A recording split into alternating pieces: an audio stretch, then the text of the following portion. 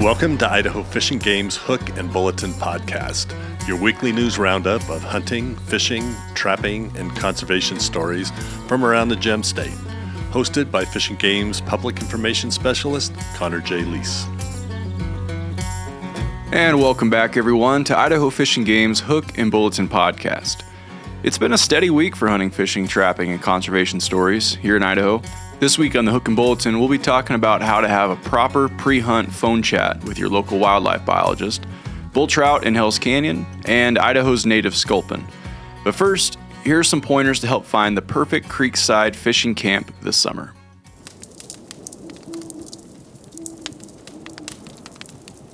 The dog days of summer are upon us. As the mercury skyrockets and the sun broils us 15 hours a day, few things are more attractive than leaving town and heading into the mountains to dunk a line and maybe some sweaty feet into a newfound creek or stream. For anglers looking to escape the hustle and bustle of town, or potentially crowded lakes and reservoirs, mountain streams are a gateway to peace and quiet. Idaho is full of long, meandering river systems like the Boise, Big Wood, Salmon, Clearwater, and St. Joe that provide hundreds of easy, accessible fishing sites. But what's often overlooked are the headwaters and tributaries of those famous trout streams. They're typically teeming with trout, less crowded, and provide an opportunity for solitude in the mountains. Naming names would defeat the purpose of discovering backcountry streams. It usually doesn't matter what its name is, how narrow it is, or if there's a tire in it. Chances are good there are fish to be caught and memories to be made.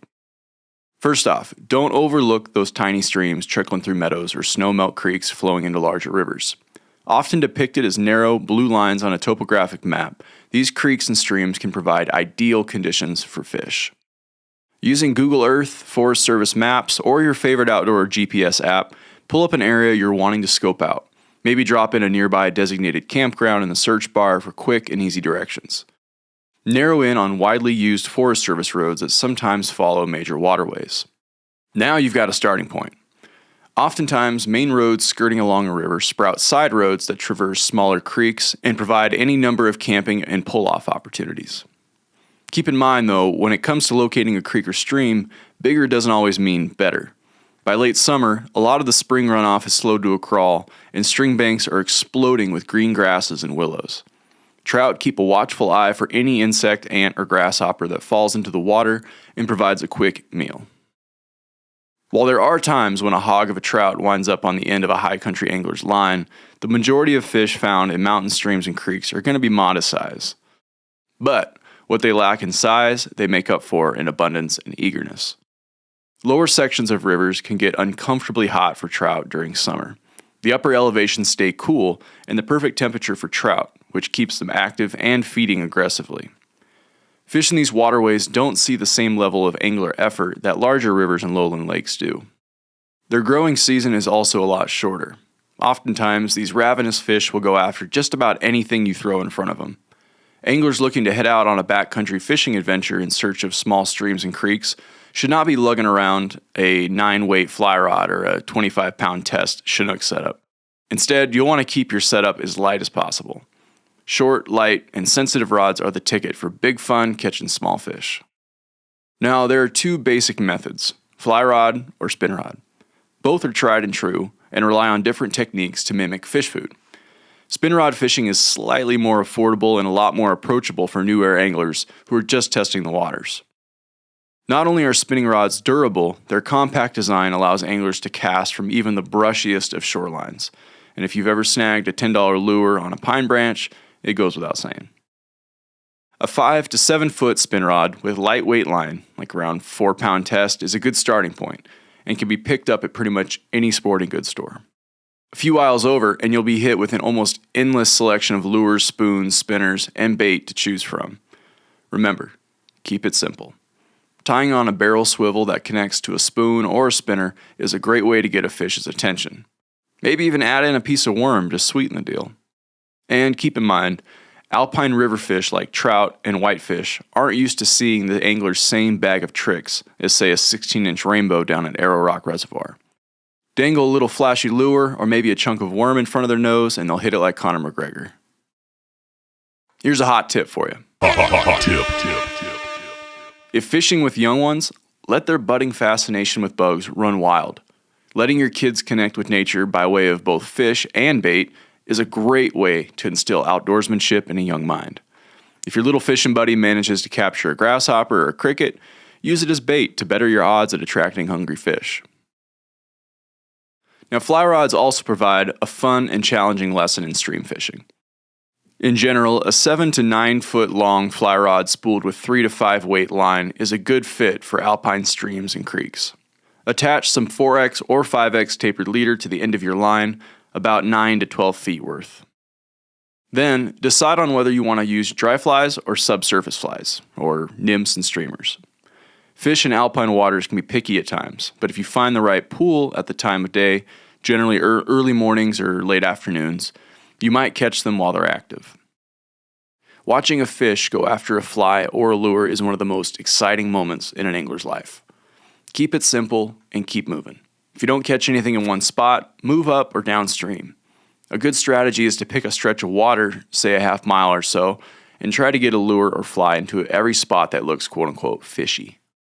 With a streamside camp, children are safe from the road and can roam to their heart's extent, flipping over rocks, collecting treasures, putting deer poop in their mouths, or observing wildlife and maybe even sniffing out some insects for bait. It's no secret that Idaho boasts one of the greatest camping opportunities in the country. There's no shortage of public lands, designated campgrounds, dispersed campsites, and roadside pullouts to get yourself front row fishing access right out your camp's back door. When you're researching places to go, look for rivers, streams, and creeks that follow along Forest Service roads. Once you ballpark a location, turn on the satellite image feature and zoom in to look for natural access sites. Roadside pullouts, large meadows, trails, gentle sloping banks, and designated campgrounds can all be seen from the air and can be a great place to start. Here's another hot tip. If you're steering more towards a camping trip, be sure to pack a few essentials just in case you do haul in a few fish. A good cast iron skillet with butter and herbs is a choice way to cook up some trout. Alternatively, you can stuff the fish with lemon and butter, then wrap it in a couple layers of aluminum foil to set over a low fire. There's nothing quite like the taste of a wild-caught fish from mountain waters. Sure, they're not the whopper that's going to land you in the state record books, but they will surely fill up your space in your scrapbook. And what they lack in size, they make up for in flavors and memories. So, next time you're sitting around your streamside campsite wondering how to cure the boredom blues, be sure to include a fishing rod, some basic tackle, lures or flies, and a few kitchen fixins to help connect with nature in a fun, new, and delicious way. Speaking of streamside fishing, be sure to keep your eyes peeled for this native fish often found in Idaho's mountain rivers and creeks. Idaho, and really the entire western side of the United States, has fewer native fish species, just over 40 in Idaho, whereas some states on the eastern side of the country have over 200 or 300. What we lack in number is more than made up for by charisma, with iconic native fish like cutthroat, steelhead, and white sturgeon, just to name a few. We also have some lesser-known and sometimes lesser appreciated species in Idaho, native non-game species. In the next few months, Fish and Game's native fish coordinator Brett Bowersox and other fisheries staff will be highlighting these critters to let you know what else is living underwater in the Gem State. And the first aquatic critter in the lineup is the sculpin. In Idaho, these unique creatures often go unnoticed for a few reasons. First, because of their small size. If they reach 5 inches, that's a pretty big sculpin.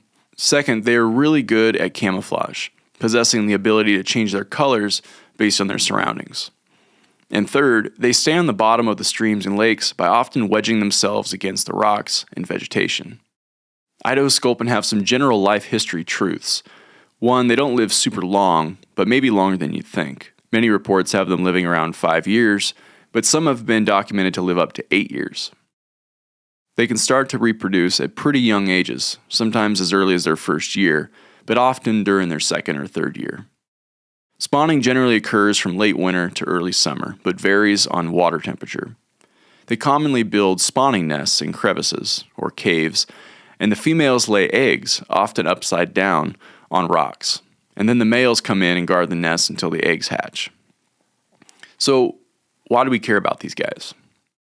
These 9 Idaho native sculpin are important for a variety of reasons. Some species are pretty rare, or only found in isolated water bodies, making them an even more unique part of Idaho's natural heritage. 3 sculpin are included in our protected non-game species list, shown in the regional introduction sections in the Idaho Fish and Game fishing regs. All sculpin serve important roles in our aquatic food webs, whether as prey for larger species such as our native trout, aquatic birds, and snakes, or as predators themselves, moving nutrients through aquatic environments. Sculpin are also a good indicator species of stream health, meaning that if there are sculpin present, it typically means the stream or lake is functioning pretty well.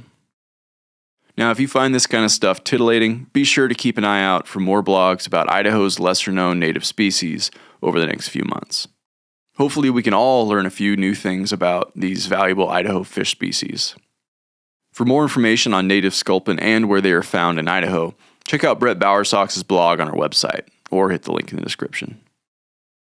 Next up, if you're the type of hunter who likes to dial up your local regional wildlife biologist before your big hunt, here are 5 tips for making the most of that preseason call.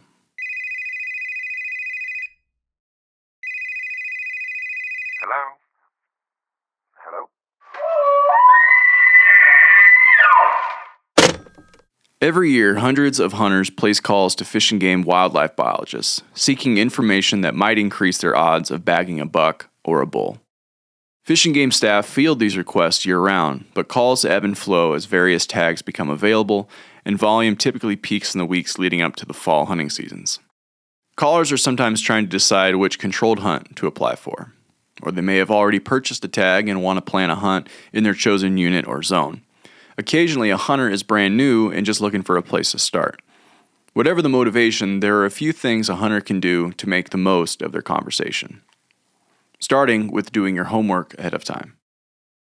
This may seem obvious, but without some basic knowledge about the game you intend to pursue, conversations about hunting areas will be less productive. Pay close attention to the life cycles and habitat preferences of the animals you'll be hunting. Also, check maps of the areas you're curious about. Note the roads, towns, camping spots, and travel times between locations. Try to get a sense of the geography, meaning the elevation, terrain, vegetation, and presence of water on the landscape. And of course, familiarize yourself with hunting unit boundaries. The Idaho Fish and Game Hunt Planner on our website is a great place to start, and there are several online aerial imagery tools you can use as well. Another important tip is to be realistic about what you can gain from a discussion, and about the challenges of public land hunting. Take a good hard look at the harvest stats and you'll realize the odds are stacked in favor of deer and elk. Understand that biologists manage wildlife on a large geographic scale. So while hunters need to focus on a particular drainage or mountain, that's not generally how wildlife biologists think about game populations while conducting their duties. Because you've done your homework, a wildlife biologist can complement your knowledge with useful information. That is, assuming you get a jump on things. There may only be a few staff members who field phone calls in most Fish and Game regional offices. Furthermore, the run-up to hunting season is a busy time, as we all know. Starting in midsummer, Fish and Game staff typically get several calls from hunters each day. Calls are returned on a first-come, first-served basis, and people often end up in a game of phone tag. Every year, biologists listen to some messages from hunters who say they are leaving to hunt that same day, or very soon. Sadly, by the time their call is returned, most of those hunters are already on the road and unreachable. Don't let this be you. This bears repeating. You can expect to learn something from the biologist, but don't ask them to give up anyone's favorite hunting spot. That's not biological information. Rather, it's someone's hard-earned reward, and thus closely guarded. Asking for specific recommendations just isn't productive. Make your own decisions and be willing to take some chances. In the end, it's up to you to commit to a place and a plan. Now, that's a good starting point for now. If you want to dive a little deeper into this topic, shuffle on over to our website and read Brian Pearson's full story. Our wildlife biologists love to offer whatever help they can, but it does take a little give and take from a hunter who shows up prepared. All right, with that, it's time for the Rapid Fire Bulletin. Bull trout can be found in many mountain streams and rivers in Idaho. But did you know there are several populations that exist in headwater streams above the Hells Canyon dams? These streams contain resident bull trout which are smaller than their migratory counterparts. Bull trout in these headwater streams would be more resilient if migratory fish were able to spawn in these waters, but migration is currently blocked by Hells Canyon Dam. Recent genetic work done by Idaho Fish and Game and Idaho Power Company revealed two important findings. First, bull trout from above Hells Canyon Dam were most similar to bull trout from the Imnaha River relative to other downstream populations like the Grand Ronde River or the Little Salmon River. Second, almost all migratory bull trout captured below Hells Canyon Dam were assigned to the Imnaha River. These findings suggest that if migratory bull trout were transported above the dam, they would be a quote-unquote good genetic match for upstream populations.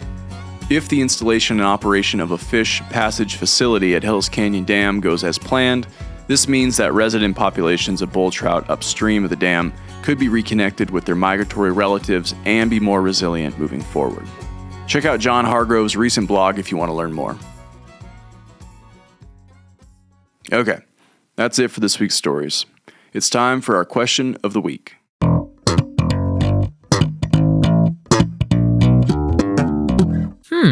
Now, since we covered sculpin, I thought this would be a relevant question to pose to our fisheries folks. Can anglers fish for sculpin?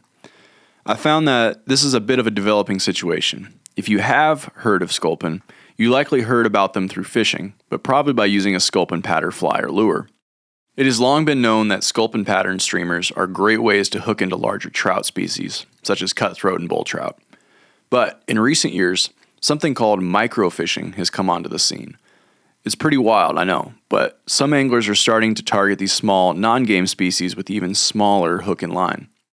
It's not taken the angling world by storm just yet, but it's another way to investigate, experience, and learn about our underwater environments.